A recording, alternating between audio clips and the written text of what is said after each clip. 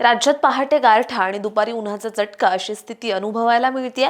मागील 2 दिवसात किमान तापमानात काहीशी घट झाल्याने पहाटे गारठा जाणवतोय, तर दुपारी उन्हाचा चटका वाढू लागलाय। राज्यातील तापमानात चढ-उतार सुरूच राहतील असा अंदाज हवामानशास्त्र विभागाने दिलाय।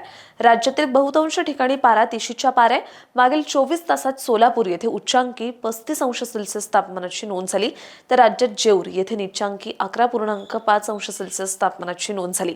उत्तर भारतात थंडीचा कडाका कमी झालाय। देशाच्या सपाट भूभागावर पश्चिम राजस्थानमधील पाली येथे नीचांकी 5.6 अंश सेल्सिअस तापमानाची नोंद झाली।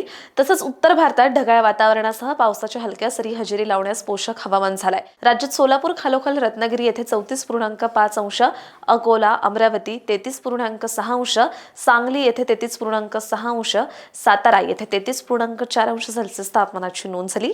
राज्यात किमान तापमानात घट होत असून कमाल तापमान स्थिर आहे, त्यामुळे पहाटे काहीसा गारठा आणि दुपारी उन्हाचा चटका अशी स्थिती पुढील 2 ते 3 दिवस कायम राहील असा अंदाज हवामानशास्त्र विभागाने दिलाय। अशाच हवामान अपडेटसाठी अॅग्रोवनला सबस्क्राइब आणि फॉलो करायला विसरू नका।